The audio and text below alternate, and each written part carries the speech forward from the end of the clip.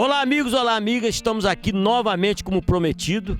O último programa a gente gravou no dia de São Jorge, que o NAMI voltando a fazer os programas dele para fazer essa interação com a população. Nós falamos muito no último programa e continua o problema, né? Nós sabemos desse vírus que é invisível, mas que transtorno, que problema, que situação está causando no mundo todo.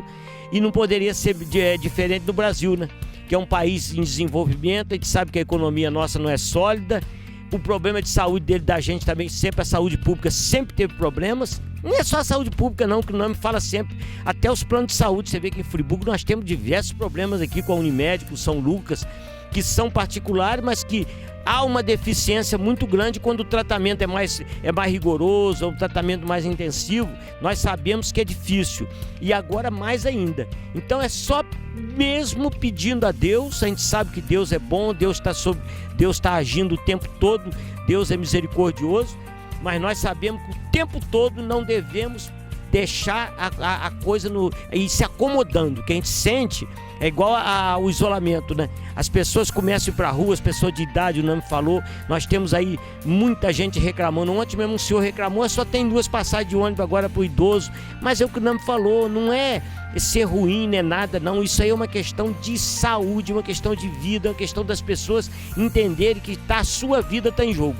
Então, mais uma vez aqui, nós vamos, durante o programa todo, nós vamos falar das pessoas que ligam pra gente, que colocam suas perguntas, e vamos logo falando pro nosso vereador NAMI, que tá também toda a precaução. O NAMI é rigorosíssimo, ele tem eu falei no último programa que ele tá sempre atento a essa situação. Você tem que usar máscara. Agora então, já tá havendo uma coisa que é até bom, as pessoas sem máscara. De primeiro você olhava um cara de máscara, todo mundo olhando, é o tipo preconceito. Agora é o contrário, quem não tiver máscara, todo mundo olha para ele com um tom de reprovação. Tem que usar máscara, tem que usar o álcool gel, chegar em casa, trocar a roupa, lavar as mãos com sabão de coco, porque sabe que o vírus, ele tem gordura, e o detergente, o sabão, o álcool, ele não sobrevive. E é isso, Nando? Chiquinho, mais uma vez estamos aqui no nosso programa. É um prazer muito grande estar aqui com vocês mais uma vez, a gente dando esclarecimentos. A gente sabe que a situação é difícil, a gente hoje vê a população está um pouco temerosa com relação a esse vírus e tem que ter cuidado realmente. A máscara é necessária. Nós estamos fazendo um programa aqui, mas estamos com uma distância de segurança, estamos usando máscara, todos nós aqui, os cinegrafistas com máscara. E você sabe que a população hoje está um pouco assim, até meio assustada, né, quem tem aterrorizada com isso. E é para estar. Porque o nosso maior problema hoje, em relação a esse vírus, é que ele pode chegar ao pico, e chegando ao pico, o que é chegar ao pico? É um monte de gente ser infectada, as pessoas adoecerem, e ele realmente, ele ataca os pulmões do cidadão, e você tem que ir para o hospital e ter que ficar no respirador, no UTI. E nós não temos leitos suficientes aqui em Friburgo para isso. Então a gente pede à população que tome essa cautela toda aí, a gente torce que isso passe, a gente torce aí que consiga aí descobrir a vacina, né, que já está sendo encaminhada já pela 2 laboratórios aí na Inglaterra e nos Estados Unidos, me parece, e Israel, já estamos fazendo teste humano, para a gente consiga solucionar esse problema. Mas nosso programa aqui continua aqui, nós vamos continuar prestando a prestação do nosso mandato aqui, né? Nosso programa aqui apresentando nossos trabalhos. Infelizmente, nós tínhamos algumas ações que seriam feitas, que foram suspensas devido ao coronavírus. Podemos dizer aqui, né, a gente faria algumas entregas ainda às entidades, como o gerador, televisores e tudo, nós estamos suspensos por isso, não podemos fazer, até mesmo porque os fornecedores não estão fornecendo os equipamentos e estamos aguardando, entendeu? Mas em breve nós estaremos fazendo essas entregas também. É que o NAMI fala, ele fala o tempo todo a preocupação dela. Você vê que hoje nós estamos no dia 30, né? Já são 45 dias, 15 de março que começou mesmo as pessoas terem noção que o problema era sério, que era grave. É que o NAMI falou quantas ações.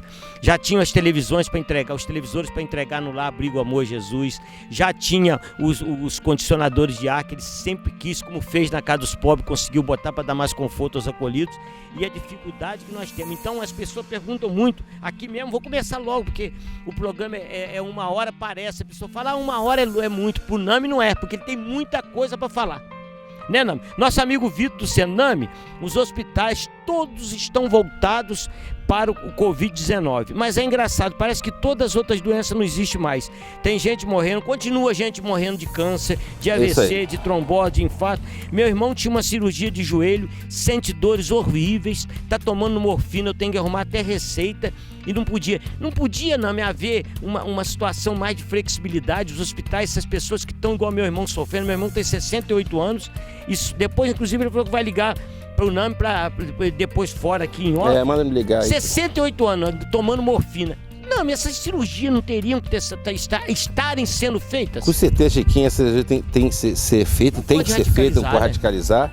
Eu não sei se é uma cirurgia eletiva ou se ele está internado no hospital. Não, ele está em casa. Está em casa, você fez essa cirurgia. É que hoje realmente as pessoas estão dando prioridade à questão da coronavírus devido ao número de leitos de UTI ser muito pequeno, para essa pessoa que muitas vezes sai de uma cirurgia tem que entrar no CTI.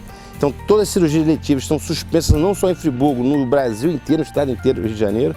Inclusive alguns hospitais que eram de referência, como o IEC, por exemplo, o Instituto do Cérebro, por exemplo, que fazia cirurgia do cérebro com o Paulo Niemeyer, está suspensa as cirurgias e estão colocando lá como referência do coronavírus. Todos os leitos, tem 40 leitos de UTI lá, né, CTIs com equipamentos de respiradores, estão sendo utilizados pela coronavírus. Então, assim, infelizmente hoje esse vírus e as pessoas também, né, a equipe de saúde fica com medo de levar um paciente e esse paciente se contaminar, entendeu, com o vírus, porque o vírus hoje, engraçado que você falou um negócio que é verdade, eu não vejo ninguém morrer mais de dengue, não vejo ninguém morrer de pneumonia, não vejo mais ninguém morrer de trombose, nada. Então o que acontece hoje também, eu na minha convicção, eu acho que a dengue está arriscado matar mais que o coronavírus, porque esqueceram da dengue, o combate à dengue, esqueceram de acompanhar o combate à dengue.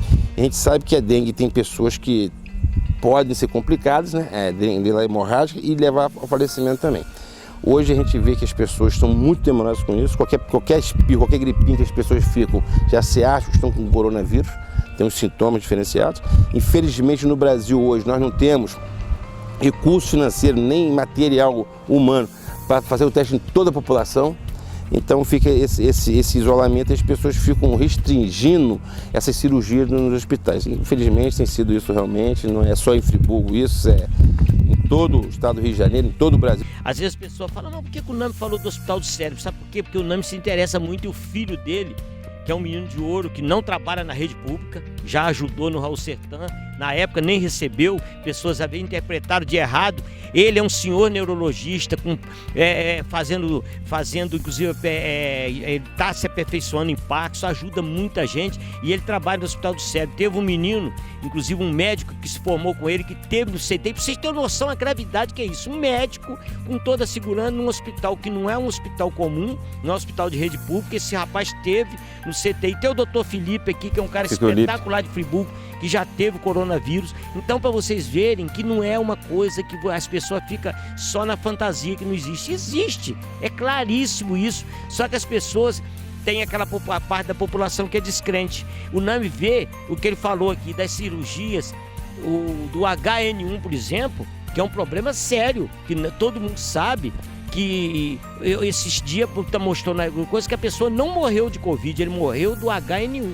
O tal do dengue, que é a dengue hemorrágica, que é perigosíssima. Então, acho que o problema nosso, que o NAMI explicou no começo, o sistema de saúde nosso é muito precário. Então, o que é o medo? É as pessoas abrirem de tudo quanto é maneira, de qualquer jeito, irem para ruas e o pico dá e não dá, porque depende do respirador, não tem jeito. Se a pessoa estiver internado e ficar na enfermaria com todos os cuidados, mas não for para aquela coisa severa do respirador para o CTI, ele morre com meia hora. Inclusive as pessoas de risco, o diabético, a pessoa que é hipertensa, que tem problema cardíaco, quantas pessoas hoje com o hospital, o Dr. Gustavo Ventura aqui no São Lucas, na parte cardíaca, Friburgo se tornou uma operação comum. Friburgo tem muita gente safenada, eu não tenho noção do tamanho, mas é uma parte da população bem considerável, né, Nando? A gente vê que o pessoal no Friburgo hoje, você falou um negócio aqui, tem muita gente que é cardíaco, tem muita gente que tem problema respiratório, bronquite, asma, são casos complicados, ou diabético. É muito complicado também, a situação dele é do risco, e o obeso. entendeu? Inclusive e os idosos também, devido à falta de reação que pode ter. A imunidade é muito menor. Então, essas pessoas têm esses riscos, tem que se tomar cuidado. Então, realmente, em Nova Friburgo, a gente sabe que nossa rede de saúde é totalmente deficitária. Não, fora uma crise dessa, sistema da saúde, essas pandemias já deficitárias. A gente vinha várias reclamações da saúde, não tinha um atendimento adequado, né, de qualidade para a população. E agora, com essa pandemia, realmente ficou. Mas eu tenho observado, você chega, os hospitais estão vazios, mas você chega no pronto-socorro hoje, muitas pessoas não estão indo, estão com medo. Porque antigamente a pessoa ia lá, tinha uma dor de cabeça e ia para o pronto-socorro. Hoje não tem indo mais com medo de chegar lá e de ser contaminado com coronavírus. Então, realmente, então as pessoas também estão evitando até nos hospitais por causa disso. Eu, particularmente, eu evito. E outro caso muito sério, que as pessoas veem e não tocam nisso, são as pessoas que lidam na saúde, o enfermeiro, o auxiliar de enfermagem, os próprios pessoal da limpeza, de atendimento, os médicos, os anestesistas, os internistas, esses cursos. Você vê que no Brasil já tem pesquisa, hoje de manhã eu estava vendo, de mais de 500 pessoas da saúde que já morreram. E tem fora os que não estão ainda catalogados. O problema, né, Chiquinho, que o vírus é altamente contagioso. A gente vê que a estrutura da saúde hoje não tem os EPIs, né, que é equipamento de proteção individual para o pessoal da saúde, funcionário da saúde, desde o recepcionista até o médico lá dentro, não tem os EPIs que são responsáveis.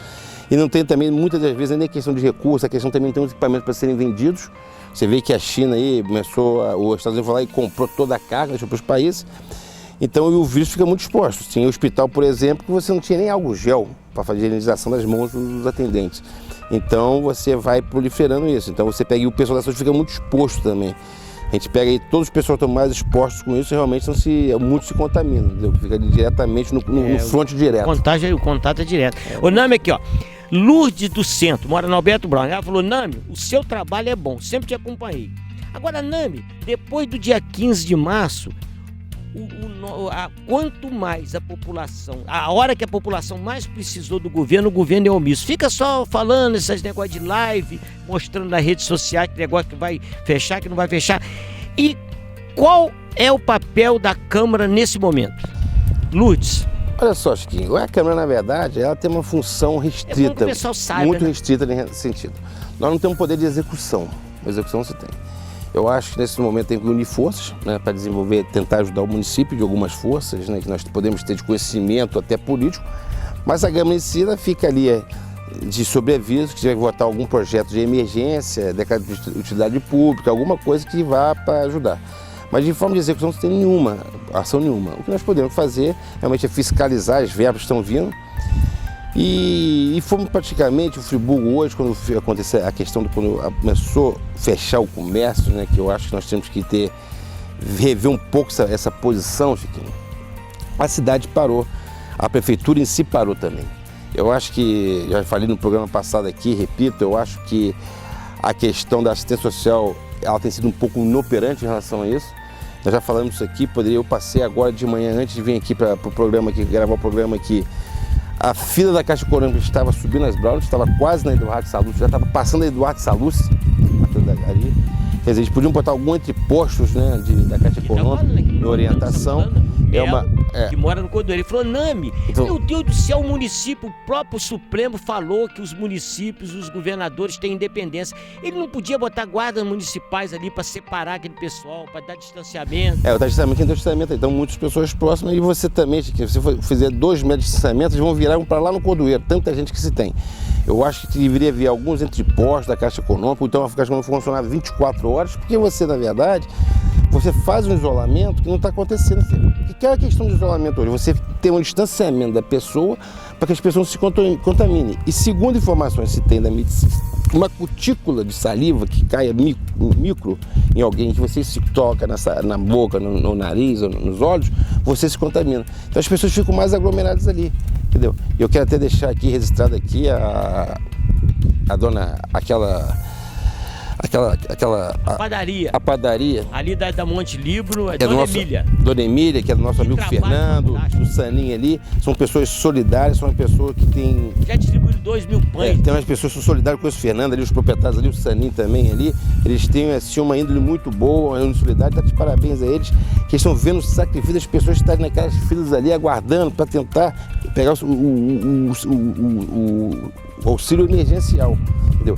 Eu acho que está faltando um suporte maior aí para não deixar acontecer isso. Rapaz, o que o Nami está falando é isso aqui. Que a gente fala que o Melo está falando aqui do Cordoeiro. Ele falou, Nami, eu sempre fui seu fã e agora eu tô vendo que você, pelo menos, é o único que está mostrando, está falando sobre isso. Eu não vejo ninguém falar. Esse problema da Secretaria de Ação Social, ele disse que não deveria estar cadastrando as pessoas nas comunidades. Não é cadastrar, tem muita gente, ele fala que tem muita gente oportunista. Ele falou que na casa, perto da casa dele, lá em cima no Cordoeiro, perto do campo, ele tem uma família que a mulher é sozinha, o marido mora lá pro lado de Bom Jardim, não tem contato nenhum porque abandonou a família, que as 3 crianças estão vivendo de doações, de pão, um leva um pão para cada um, outro leva um prato de comida, que diz que não é, porque sabe que tem muita gente oportunista, mas tinha que ir nas comunidades, ele fala aqui, ó, Cordoeira, São Cristóvão, Jardilândia, Floresta, que tem pessoas que lá, que tem muitas pessoas, a maioria da população está conseguindo, são pessoas que têm uma condição de vida para se manter, mas tem muita gente passando de cidade, a gente não tem nem noção, e tem sim, não? Com certeza a gente sabe que, eu já falei isso aqui. A Secretaria está fazendo? É para ser feito o cadastramento, nós temos os CRAs, né, que são os CRAs, os CRAs que são os responsáveis. CRAs que são responsáveis por isso, são pequenos aportes que citaram a população da assistência social. Deveria ter ali uma orientação do pessoal até para fazer essa questão do auxílio emergencial e também fazer distribuição dessas cestas básicas nas famílias mais carentes. Porque, Chiquinho, realmente a gente vê, eu tenho acompanhado... Tem muita gente passando de cidade dentro da cidade. Eu tenho acompanhado agora, os últimos 15 dias aqui, eu tenho acompanhado com mais frequência, tenho acompanhado desde o início, né, na verdade, a gente vê que vai haver uma crise muito grande, muitos empregos, que muitos empregos estão fechando, mesmo que ela retorne, não vai poder retornar com a totalidade dos funcionários que eles tinham quando se fechou. E há um empobrecimento muito grande da população em relação a isso. Inclusive, ontem, se você observar, saiu no jornal O Dia já, o governador está dizendo que a partir de junho, maio para junho, talvez em junho, já não paga os salários servidores do Estado. Porque caiu muito a arrecadação. E isso reflete também na economia, com certeza reflete. É mais um agravante, porque você deixa de circular, o dinheiro deixa de circular no comércio e deixa de geração de emprego, o dinheiro deixa de circular. Então você vê que nós vamos sofrer também essa crise aqui no Nova Friburgo. Aqui no Nova Friburgo a arrecadação vai cair, os funcionários públicos, né, já está se dizendo que não pode ter reajuste, né, tem uma emenda lá em Brasília em relação a isso.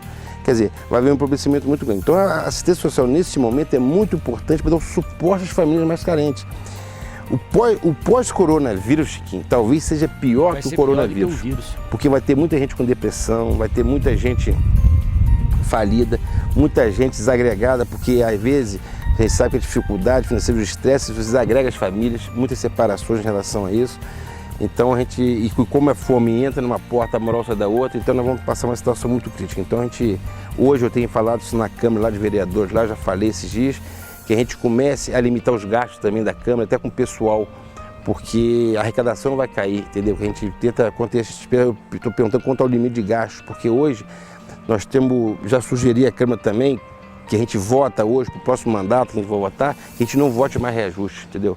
E eu estou fazendo agora que coloque teto também nos servidores públicos lá também, para você não onerar fora e comprometer a receita do município.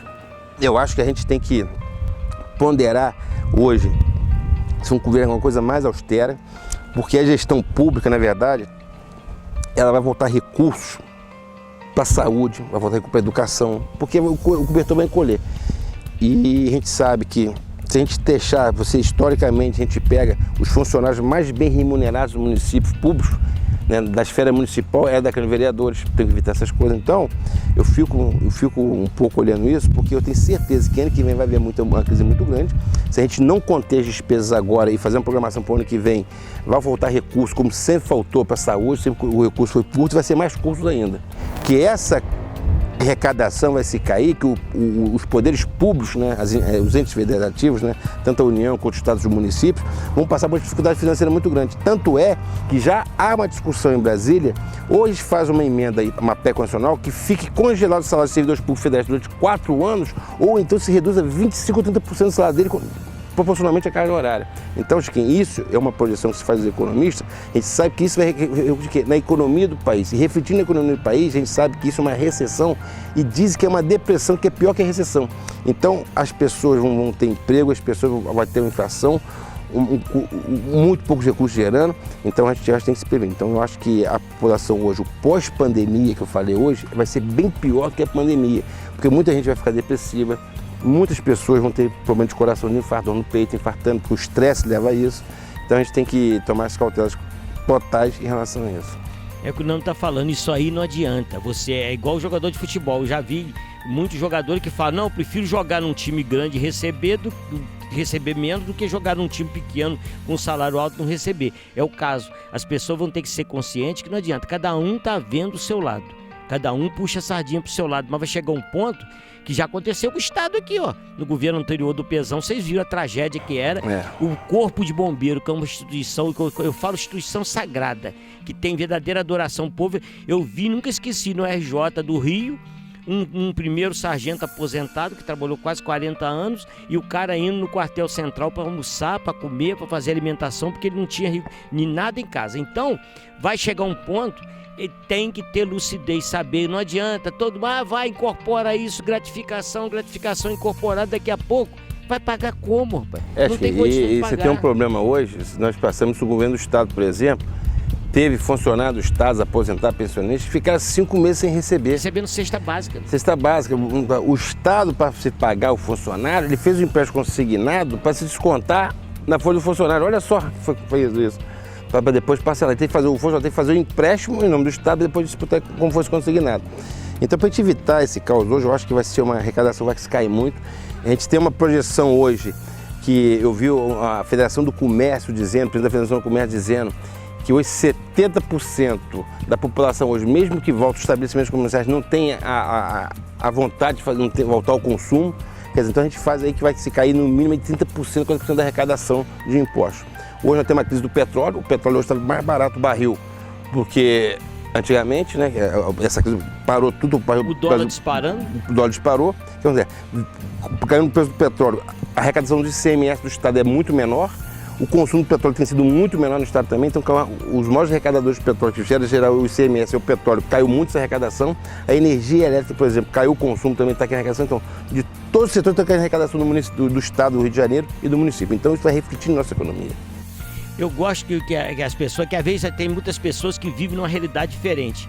Por exemplo, esse caso aqui do Marcelo de Muri é exemplo típico do caso onde eu estava vendo 80 milhões de pessoas no Brasil vivem da informalidade. Ele tem ou vive da informalidade ou tem um bico para completar a aposentadoria. Quantos porteiros, o porteiro Geraldo, que é um cara super esclarecido, que trabalha no Roseral 2, ele é aposentado. O seu Nelson trabalha no Fuli, que agora está doente, que aí já veio só para aposentadoria, que está precisando inclusive de doações e tudo, que teve um AVC violento, também era aposentado, ele tinha 2 salários, porque vai ser esse problema do aposentado que não pode descansar nunca. É o caso do Marcelo. Olha só, Nami, com coisa. Nami, será que esse pesadelo não tem fim? Sou aposentado com pouco mais de um salário mínimo e para sobreviver eu tenho uma Kombi de frete. Depois do dia 15 de março, eu não tenho feito nem para o café. Eu tenho direito a essa ajuda do governo? Ele é aposentado, né? Chiquinho, eu acho que aposentado não. Ele é autônomo, aposentado não tem não. Isso é para quem tem, na verdade, esse auxílio emergencial. Você vê a situação dele. Hoje ele tem que viver com salário mínimo. Auxílio emergencial é para as pessoas que eram autônomos, que não têm vínculo nenhum, tem renda nenhuma. Então, eles fizeram o auxílio emergencial. E a gente tem informações que muitas pessoas que não têm direito estão tentando pegar e estão pegando, mas isso acredito que quando o diagnóstico... Porque, na verdade, isso vai ser detectado. Quando fizer o alinhamento lá, pode se detectar e a pessoa vai ter que devolver e ter que responder um processo. Mas eu entendo que ele não tem direito porque ele é aposentado. Isso são para os autônomos, aquelas pessoas que ficaram sem fonte de renda nenhuma. Aí você dê esse auxílio emergencial. O Nami hoje está nas redes sociais sobre o gasto que você... O Nami, que é constitucionalista, é uma pessoa que sabe, já trabalhou no setor público, ele sabe tudo disso. Que o governo do estado, quando ser decretado, isso tem muita confusão disso, quando é decretado calamidade pública, não precisa muito prestar conta, licitação. Hoje tem nas redes sociais, tudo invadiu hoje de manhã, que o governo comprou o álcool gel de meio litro a R$ 23,80. O comércio de Friburgo está vendendo a 11, não. Chiquinho, eu vou dar uma... É muito difícil. Olha só, na verdade, quando há o estado de emergência, né? Calamidade pública, você na verdade dispensa a licitação. Mas isso não quer dizer que você também pode fazer o que você quer também não. Tem um procedimento a ser seguido, tem que fazer uma cotação e tudo. Eu acho que muitas coisas, né, é muito fake, muita realidade. Eu acho que quem rouba nesse momento, uma situação dessa de alguém, ainda mais se houve subfaturamento, tem que ir para a cadeia. Isso é lógico para mim. Além da cadeia, do sentimento, da sentimento que falta, né? É questão de humanidade, que as pessoas estão desesperadas, é questão de saúde, ainda mais álcool gel, por exemplo, que está faltando nos hospitais. E o que acontece? Aqueles que estão fazendo isso vão acabar respondendo por isso, por esse ato de estar se cometendo. Por quê? Quem vai auditar essas contas, essas compras depois, esse dinheiro é fiscalizado tanto pelo Poder Legislativo quanto pelo Tribunal de Contas, ou seja, o Tribunal de Contas da União ou seja, o Tribunal de Contas do Estado. E como se trata de verba federal, quem vai auditar é o Tribunal de Contas da União. Então, lá o Tribunal de Contas da União, ele tem um parâmetro de preço para o Brasil inteiro. Então, quando se subfaturar, o que vai acontecer? Ou ele vai glosar esse pagamento e vai mandar instaurar um processo contra aquele que roubou e botar na cadeia, e deve ser feito isso. Então, hoje, nos falaram aqui que realmente essas UPAs, aí, esses hospitais de campanha são superfaturados. Foram R$1 bilhão, que o valor dele é bem superior da mesma empresa que prestou em São Paulo. Meu Deus. Estou dizendo isso. Agora, a gente não sabe o que tem no hospital de campanha aqui, tem lá, o equipamento tem um, tem no outro, a gente não sabe o que é isso. Agora, se fizeram isso, meu amigo, eles têm que ir para a cadeia e vão para a cadeia. Por quê?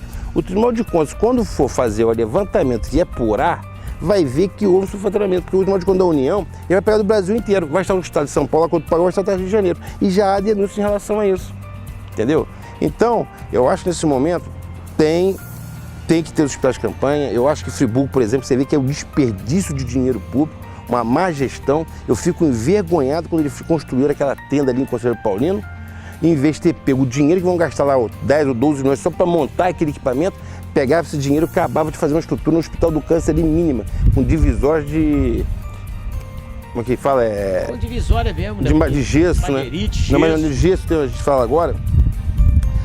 Drywall, fazer de drywall, que fica nos hospitais não fez isso. Fazia ali, se gastaria a mesma importância e teria um prédio pronto já para amanhã, futuramente, baratear a construção do Hospital do Câncer. Então, isso é mais gestão do dinheiro público. Eu vejo aí alguns de Bavitéria, eu trouxe hospital de campanha para Friburgo, é uma vergonha. Primeiro, se for superfaturado.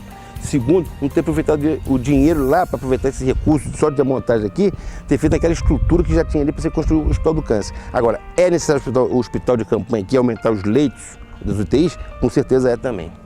Nosso amigo Miguel do Catassone, David, eu não vou falar muita coisa sobre a pessoa, não, que demora muito. David Olaria, Pedro do Centro, Galdino do Catassone, nossa amiga Géia, Renata, a família toda, Dona Bidaí de Muri, lá da Rua Tomé, perto do Tenente Pinheiro, Neuza de Olaria, Matia do Pericê, Gustavo, Felipe, Gustavo Barroso, que está vendo nós direto, nosso amigo Felipe do Califórnia, Vitório, nossa amiga Letícia, João Carlos, Cecília, Jorge Carvalho, nosso eterno vereador. Vamos aqui, no último bloco eu falei que é tanta coisa que o NAMI explica e você começa a entender mais a coisa. Nós sabemos que pós-vírus, pós-Covid-19, nós vamos ter uma situação financeira dificílima no país, no estado, no município. Nós estamos em Friburgo, você vê o nosso amigo lá de Muri que falou da Kombi. Nós vamos falar agora de Dona Júlia. Olha a preocupação das pessoas. Eles ficam vendo, Dona Júlia falou que agora ela está vendo direto, porque ela está em casa, não pode sair nem na casa da filha, nem ajudar a tomar conta da neta, porque está isolada. Então ela está vendo tudo da televisão, que às vezes vê o programa 2 vezes. Ela falou, Nami, eu moro no Cônigo. Eu acompanho sempre você pela TV. Eu sou professora aposentada do Estado. Sou viúva e não tenho filhos. Com toda essa situação, eu tenho muito medo do Estado parar de pagar as nossas. E eu só tenho essa renda, que você falou. Foi o que eu falei aqui, dona. Qual é o nome dela? Dona Júlia. Dona Júlia, o Estado já está acenando nesse sentido, porque, na verdade, parou a economia do Brasil, do país inteiro. O Estado do Rio também não foi diferente. A gente sabe que um dos maiores arrecadadores de ICMS hoje, o gerador do ICMS hoje é petróleo. O barril de petróleo despencou no mercado, né, internacional, no dólar. O consumo se caiu muito também do petróleo. A energia elétrica também, o consumo caiu. O comércio, só posso estar olhando, não está se vendendo nada, está parado, fechar as portas, só com a arrecadação. E há já uma previsão do governo do Estado, do governador, que a partir de junho já tem dificuldade financeira em fazer a folha de pagamento. Isso realmente vai ser uma tragédia, mais uma, o problema que eu digo aqui, o problema pós-pandemia e as consequências da pandemia talvez seja pior para as pessoas, né? As consequências das pessoas, o emocional das pessoas do que é a realidade de hoje. Vai ter muita gente desempregada e muita gente sabe que o Estado pode se atrasar. E infelizmente o Estado, eles quando atrasam, eles começam a pagar por categorias, tem as privilegiadas, que eu digo aqui, que o Poder Judiciário é o primeiro a receber, ele bloqueia o dinheiro e recebe, e depois vem lá os trabalhadores normais. Entendeu? É uma injustiça isso, mas assim é feito. Os grandes salários do Estado, que é o Poder Judiciário hoje, vai conseguir receber, Ministério Público, tudo. E a senhora, os aposentados, eu tenho uma mãe também que é pensionista, está arriscado ficar para trás também para receber. É o que nós falamos no bloco anterior daquele senhor que nós estávamos falando ele perguntou sobre o atraso do pagamento. Você estava falando dos bombeiros, que chegou ao ponto de um bombeiro, um homem que é um herói, todo bombeiro é um herói, de ter que ir no quartel central comer. Então as pessoas têm preocupação, porque todo mundo sabe, por exemplo, a própria prefeitura, o município nosso tem a sua renda, que deve ter caído em 50%. Caiu muito. Caiu muito e ainda tem o repasse que não vai vir, né? Chiquinho, eu estava fazendo as contas, se você ter noção, a prefeitura, a grande receita do município hoje não é o IPTU e nem o ISS, todos nós sabemos, são as verbas de repasses que se vêm. Os repasses do Estado vão cair muito, porque vem a parte do ICMS do município, que você consome aqui. Quando você compra no município, você gera ICMS, uma parcela de ICMS vem para o município, retorna para o município, se fosse retornado. Então, como você caiu a produção de Friburgo todo, começa a funcionando, então vai cair a arrecadação do município. Então vai ter menos repasse a nível de Estado. E como aos repasses federais também, as indústrias estão paradas, que são o IPI, imposto de renda, outras receitas também de impostos, vão cair também, porque a nível do Brasil os impostos federais também não estão sendo recolhidos. Então a arrecadação do município vai cair muito. Isso vai refletir nas economias do município. Por isso que eu falei com vocês aqui que o município, ano que vem, final desse ano que vem, o impacto será muito grande. Porque quando o município hoje, por exemplo, está recebendo um ICMS do ano passado ainda, da média do ano passado ainda, agora que vai começar a cair, entendeu? Ano que vem, então vai ser um caos.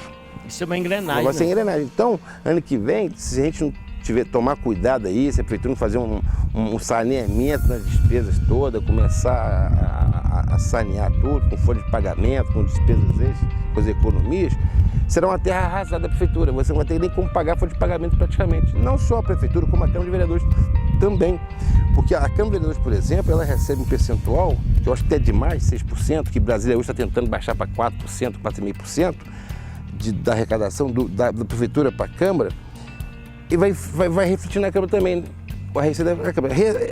Refletindo na Câmara, nós também vamos ter que cortar as despesas, inclusive com folha de pessoal. Então essa é a conta que é feita. Esse é o grande X. Então os funcionários públicos hoje, os estaduais e, por exemplo, até o municipal, não o municipal no momento agora, mas o estadual, pode ficar se precavendo aí, porque alguma coisa vai acontecer. Se o governo federal não aportar recurso para o governo do estado, vai ficar arriscado atrás do pagamento. O problema é que o governo federal também, com essa ajuda que eles estão dando, que não estava previsto, um ano que estava fazendo reforma da Previdência, reforma fiscal e tudo, reforma política, tudo foi de água abaixo e não tem... Com essa pandemia, não tem essa reserva. Com essa pandemia que houve aí, a previsão que a economia que seria feita na reforma da Previdência vai se gastar na pandemia. Então vai ter que haver outras reformas fiscais aí, outros cortes aí, que tem que se movimentar aí. E já falam em deixar 4 anos de servidor público federal sem reajuste, para conseguir pagar a folha. Já falam em fazer PDV dos funcionários. Por que é PDV? Programa de demissão voluntária dos funcionários, para desafogar a folha. Já falam em cortar um percentual do 30%, até em 30%, o vencimento dos servidores públicos, que isso eu acho que tem inconstitucional, entendeu? Então, eu acho que hoje você tem que fazer uma administração mais enxuta, mais sequinha, porque lá na frente vai estar problema por falta de recursos realmente devido a essa pandemia. Mas a pandemia, Chiquinho, o que é uma pandemia? É mundial. A crise vai ser mundial, não é só no Brasil. Porque hoje, por exemplo, eu dou um exemplo aqui, nós tivemos aqui em Friburgo a tragédia de 2011, a tragédia era localizada na região da Serrana, era Friburgo, Teresópolis, Petrópolis, a cidade mais atingida. E ajuda dos outros. Né? Então, o Brasil poderia ajudar, que não era o Brasil inteiro. Nós tínhamos cidades vizinhas aqui, não foram atingidas, as pessoas, né, continuavam a circular, a mercadoria e tinham emprego. E a cidade se construiu aqui. Só que hoje a crise é mundial. E o Brasil é um país que vem em crescimento, né, devagar, estava crescendo devagar. Com muita dificuldade, a gente sabe que os municípios, por exemplo, já vinham de dificuldade financeira muito grande e a tendência para o ano que vem é agravar muito. Nosso amigo Henrique, isso aqui é uma história que a gente fica pensando, a gente fica, graças a Deus, encolhe, aperta, começa a não fazer gasto nenhum. Você vê como que mudou a cultura do povo, de repente. Todo mundo gostava de sobrar um dinheirinho no restaurante no final de semana, levava, ninguém vai mais. Você vê restaurante de nome como Excalibur, como a cozinha brasileira, você vê as pessoas vendendo quentinha para sobreviver. Tem um amigo ali, o Caldeirão Mix, né, Augusto Cardoso, paga 10 mil de aluguel. Poxa, como é que você vai fazer? Agora o nosso amigo Henrique é perfeito. Falou, não, é porque é tanta situação, é porque não dá nem para uma pessoa, para criar um grupo para estudar a situação de cada um, tem seu problema. O meu, por exemplo, eu trabalho, eu tenho uma loja, ele não quer nem dizer o nome da loja, eu trabalho com uniformes para colégio. Ele disse que até as pessoas que exigiam um sinal de 30%, 40% estão ligando para pagar o sinal. E ele já confeccionou, tem boleto para pagar do material que ele comprou.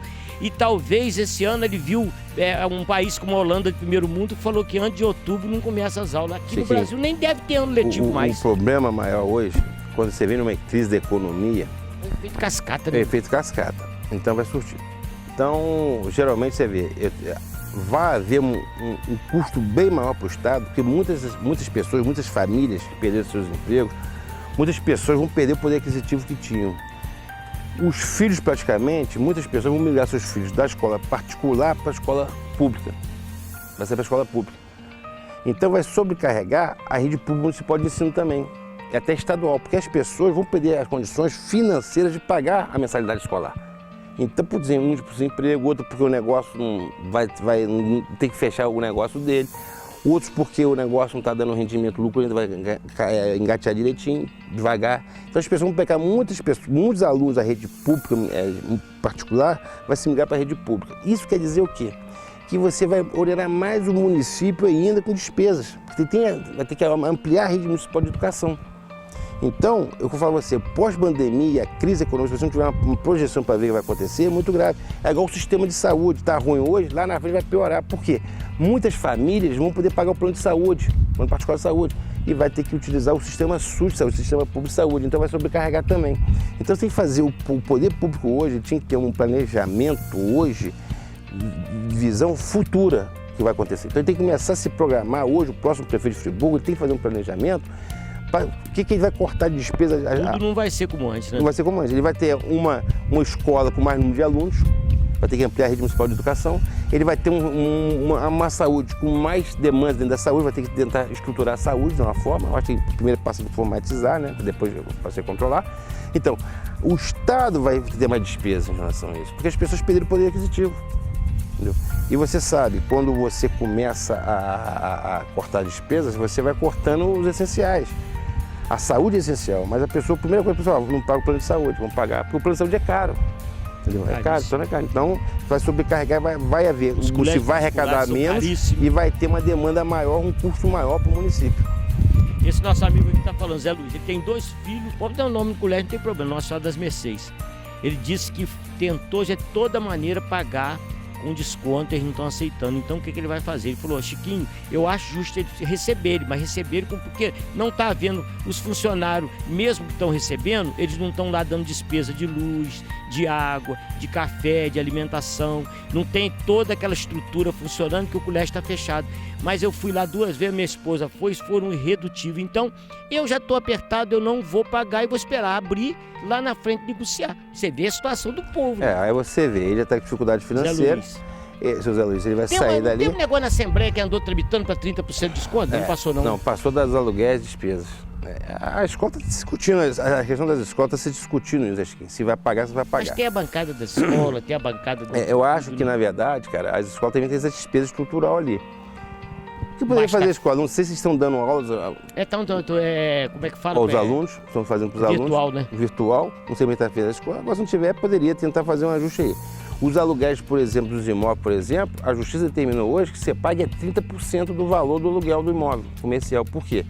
Porque você não está explorando comercialmente o imóvel e você está só ocupando os seus pertences do imóvel ali. Então também não é justo, não pague nada ao proprietário. Isso é uma tese aí de pandemia, né, que é caso novo, está se discutindo também. Eu acho que essa questão da Justiça deu algumas decisões favoráveis a isso. Porque eu particularmente digo a vocês, eu pensei que fosse morrer, não fosse acontecer um troço desse, parar o mundo, por causa de um vírus.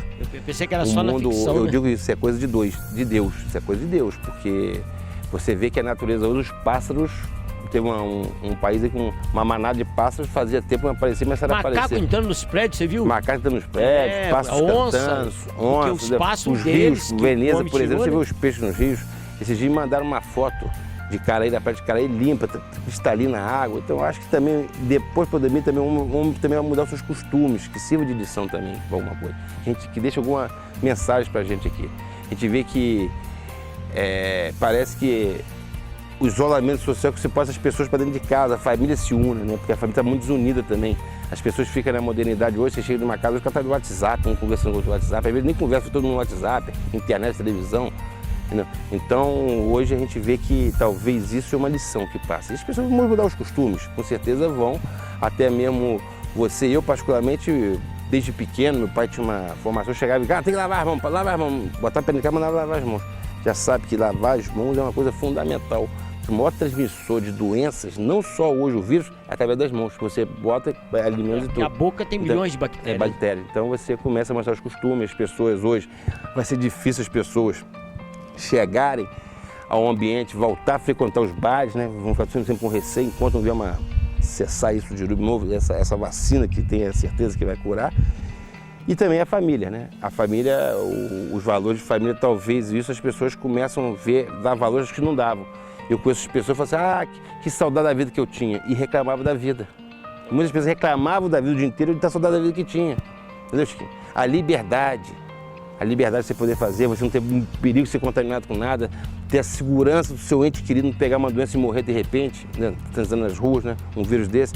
Então as pessoas, que saudade que eu tenho da minha vida, mas a sua vida talvez vai ser essa que você reclamava tanto e achava que era ruim. O ruim é agora, então as pessoas vão passar a ter como lição isso também, para de reclamar das coisas que se tem. A dona Carmen do Cascatinha, do Cônigo, você olha as pessoas assim, você fica triste, né? Porque dona Carmen já tem 80 anos, ela tá falando que a minha família, praticamente todo mundo não vive de confecções. Porque isso é normal, o filho monta, os pais montam, os filhos seguem, depois a confecção cresce. Eu conheço um monte de gente que todo mundo está no mesmo segmento. Ela disse, minha família vive do ramo de confecções há muitos anos e eu não tenho muito otimismo no futuro não.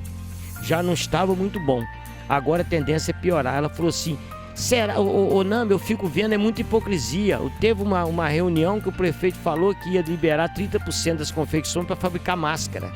Mas máscara não tem comércio para esse tipo, porque todo mundo fazendo, até as caseiras, as pessoas não estão fazendo em casa.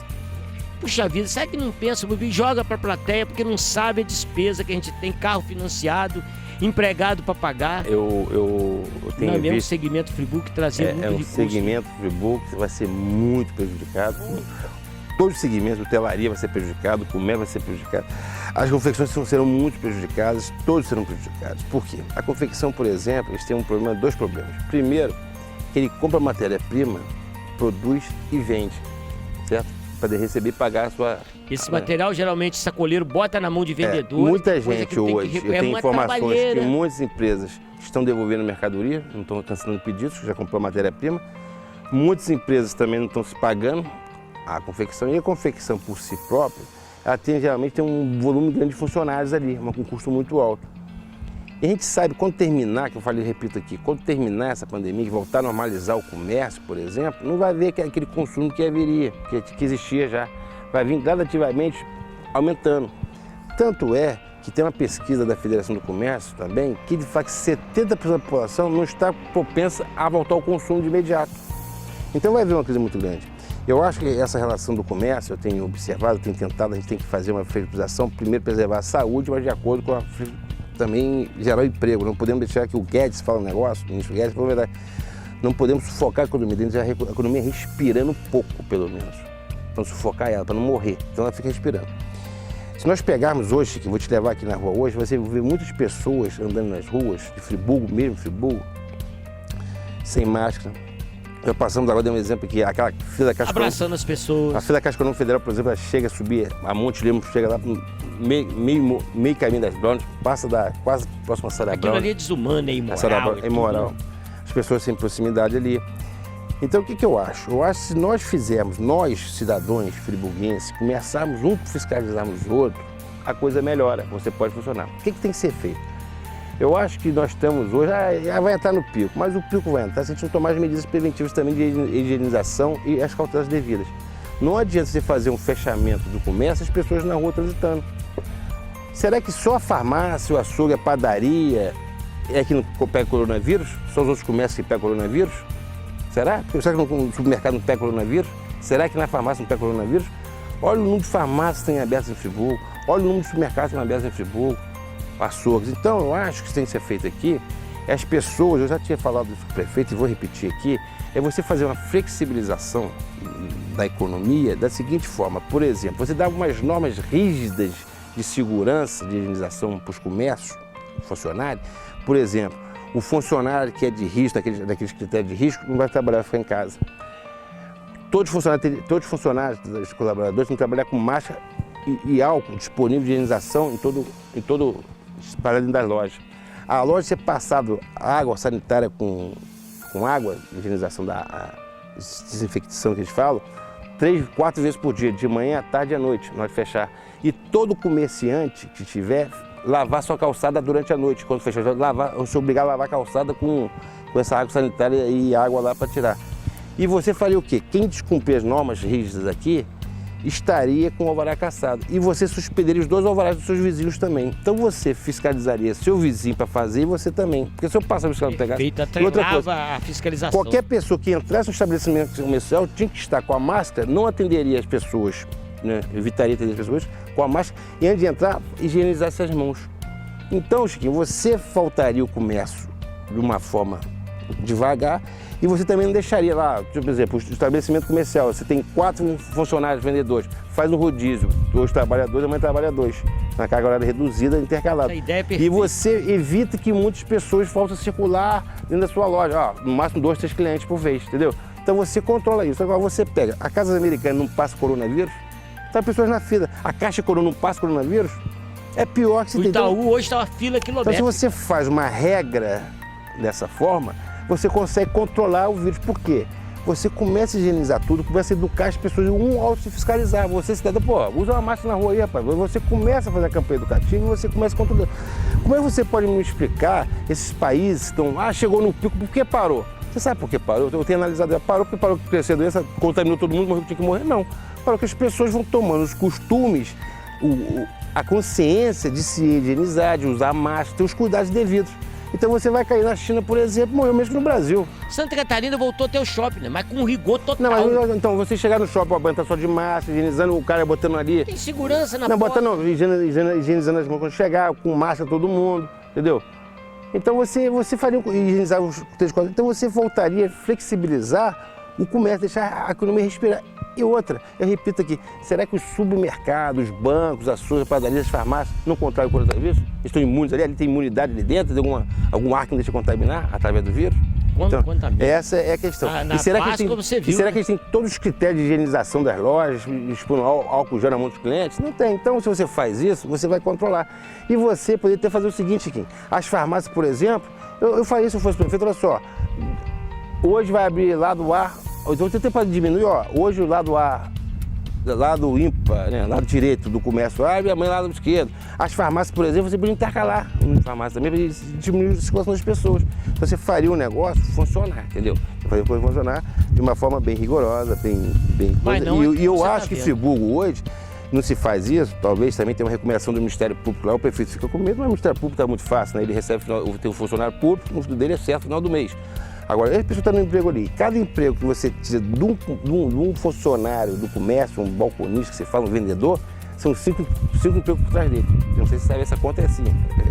Então, eu acho que a gente chamar o Ministério Público do Trabalho e tentar convencer isso. Porque o Ministério Público do Trabalho, eu, se eu fosse, como o Ministério Público do Trabalho, só tem que fazer. Começar a debater muito, então eu vou ter que demitir, vocês empregam lá. Porque é muito fácil você fazer isso. E hoje, Friburgo, hoje, o hospital de campanha vai estar aqui aberto aqui, você vai ter mais leitos a serem feitos, né, que é regional. E você monitora. Se o negócio, a população não respeitar isso, você fecha Dá uma novamente. travada. E vai monitorando as vagas do leite que se tem, entendeu? É fácil controlar. Hoje, facilidade toda, você pode controlar a aglomeração até por telefone, E né? até mesmo porque você tem que fazer um mapeamento na cidade. Onde está criando, Friburgo tem quase 40 casas de coronavírus, mas estão aonde esses casos? Vai conselheiro, as pessoas estão isoladas. Você começa a isolar Não há todo mundo, começa a informação monitorar. Eu acho que um erro de Friburgo, hoje eu falei isso para o prefeito um mês atrás, eu teria feito, uma atitude mais radical no início. Eu teria feito uma barreira sanitária na entrada de Friburgo.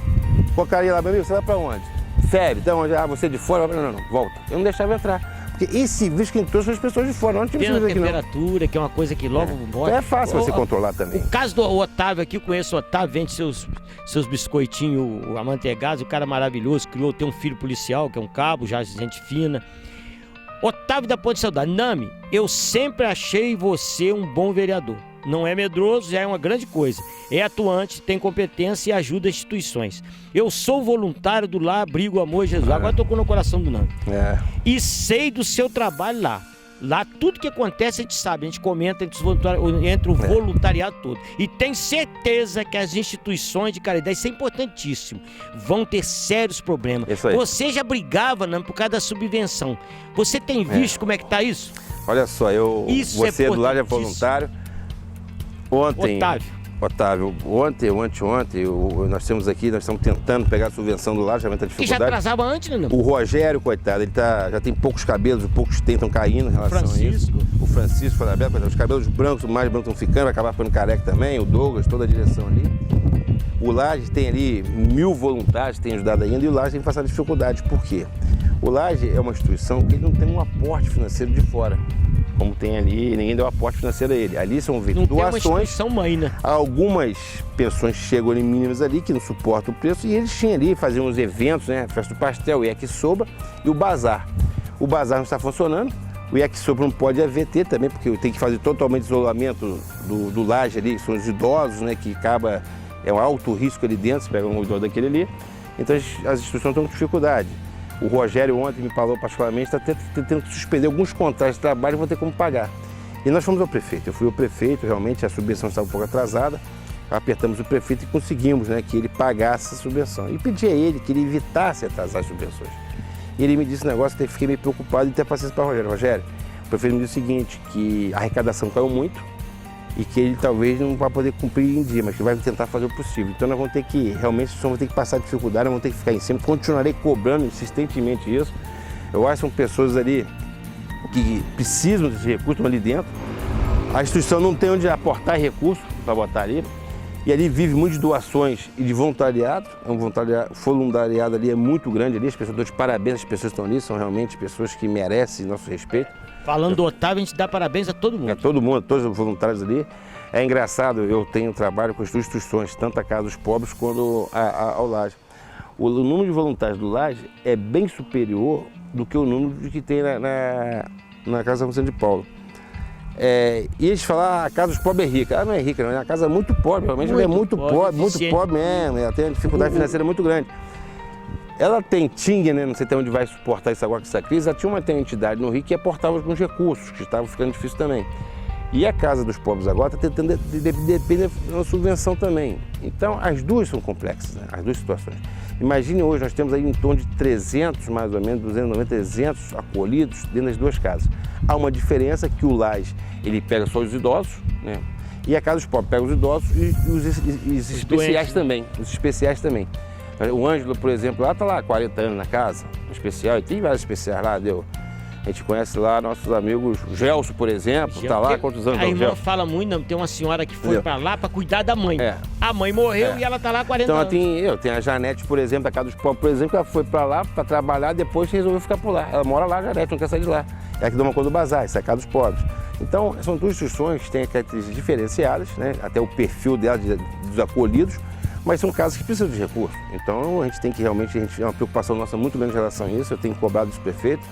Eu já falei com o Rogério, a gente começar a ficar em cima, o Rogério manda o telefone do prefeito, eu vou lá, que eu fui à prefeitura anteontem fui à prefeitura conversar com o prefeito, fui pessoalmente várias vezes. Então a preocupação do Otávio... Tem fundamento, sim, nós estamos de olho, estamos acompanhando e vamos tentar cobrar isso aí. O telefone no rodapé, o meu é o 95-3432 e o da televisão, porque a gente gosta da colaboração dessas pessoas, da participação. Roberto está fazendo sinal para nós, você vê, faltam 3 minutos, com 1 hora passa, porque o Nami explica Ele não tem medo, como diz o Otávio, que não é medroso. Nossa amiga Márcia das Bondes, conhece muito o Nami, o seu trabalho na área social é muito bom. Continue assim, agora você vai ter muito trabalho, Nami. E tem mesmo, eu acabou de falar isso aqui, parece que estava adivinhando. Mas na verdade a gente tem um trabalho voltado ao social, é um trabalho que ele é invisível, Esse trabalho ele é interminável. As pessoas estão ali, é invisível para a sociedade, na verdade. E interminável, né? É interminável, porque, por exemplo, eu falo a você que os acolhidos que estão tendo na casa dos pobres, no lar, são os invisíveis da sociedade. Primeiro, que eles não voltam a produzir para a sociedade. Segundo, que eles não votam. E o político é hipócrita, né? Ele não dá o retorno político e não quer fazer por eles. Então, são pessoas invisíveis e nossa luta é muito grande em relação a isso. Eu me lembro uma pessoa de uma entidade, ela falou, não, o momento que eu falei que pensava em não ser mais candidato no mandato passado, se você sair, nós vamos ter que fechar as portas. Você tem nos ajudado muito.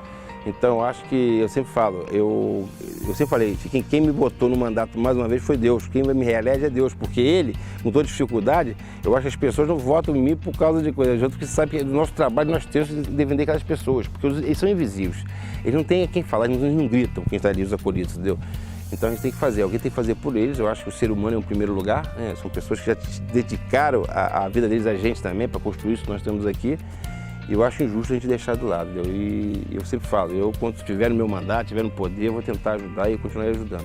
É que Chiquinho falou aqui, o Laje, por exemplo, tinha etapas a serem cumpridas no equipamento dessas casas. Tão bom, né? Eu peço a você, telespectador, que vá veja o trabalho que estão fazendo na casa dos pobres, lá do equipamento, e veja também o que estão fazendo no Laje. Nós só interrompemos por causa da pandemia. Está passando o programa, nós vamos equipar todas as casas. Eu quero ver todos os acolhidos assistindo televisão, eu quero ver todos os acolhidos com conforto de ter um ar-condicionado, uma climatização do ar dele. Eu quero ver todos os acolhidos ter uma dignidade. Isso eu quero ver, entendeu? Então, esse é o meu trabalho e minha missão. Se Deus permitir que eu consiga ser reeleito, continuar a fazer esse trabalho, vou concluir em todas as casas de Friburgo, Chiquinho. Eu estive também na Dorinha da Pai aqui, eu sei que a Dorinha é uma grande parceira, uma guerreira danada, tem suas dificuldades. Nós já começamos a movimentar algumas coisas para ajudar a Dorinha da Pai, mas infelizmente veio a pandemia e veio que parar tudo. Mas se a gente continuar no mandato, conseguir me reeleger, com certeza essas casas terão nosso apoio. No próximo programa, nós já estamos combinados, seria hoje, nós vamos trazer o pastor José Mauro, advogado, pastor, engenheiro, muito competente. Trabalhou, militou numa ONG no Rio de assistência social, sabe tudo, um homem inteirado da situação das pessoas que precisam, tem uma palavra fácil, é pré-candidato a vereador pelo PSD. Ele não veio hoje porque o Nami preza demais a segurança, ele tem hora que é até chato, mas tá certo, é a distância. Então no próximo nós vamos trazer, botar os três, um longe do outro, um entra, outro sai, e o pastor vai dar uma aula de assistência social, de o que está acontecendo. Ele tem ele é muito capacitado. No próximo eu prometeu aos nossos telespectadores a você. E para mandar um último abraço aqui para Maria José do Floresta, que liga para a gente da rádio direto, para o João do Heitor do Cônigo e para a família Oliveira, Luciana e Sueli. A Luciana, Floresta. Chiquinho chegou um momento, pensou até em chamar você para ser candidata a vereadora, de tanta liderança, de professora, esse trabalho que você faz, sacerdócio, todos os professores, largar um abraço, estão aí sem ter suas, mas estão dando, estão acompanhando seus alunos, muitos colégios estão com a aula virtual, né, Nando? Então, a gente quer agradecer, deixar vocês todos com Deus, abração a todos vocês, se cuida, se preserve, tenha muito cuidado, porque o vírus existe e a vida vale mais do que tudo. Vou deixar esse restinho pro Nami se despedir. Vou pedir a vocês aqui, a população, agradecer a vocês aqui, essa audiência que tem dado a gente aqui, o reconhecimento do nosso trabalho, isso é muito importante. Quer dizer que continuarei trabalhando pelas instituições filantrópicas, que é a Laje, a Casa dos Pobres, falo até com o Otávio, fica tranquilo, nós estamos de olho, estou acompanhando isso. E pedir a vocês que utilize máscara, e faça higienização das mãos com álcool gel. Você que é de risco, terceira idade, não saia de casa, fique em casa para você preservar aquele que tem que trabalhar. E até semana que vem, porque estamos juntos.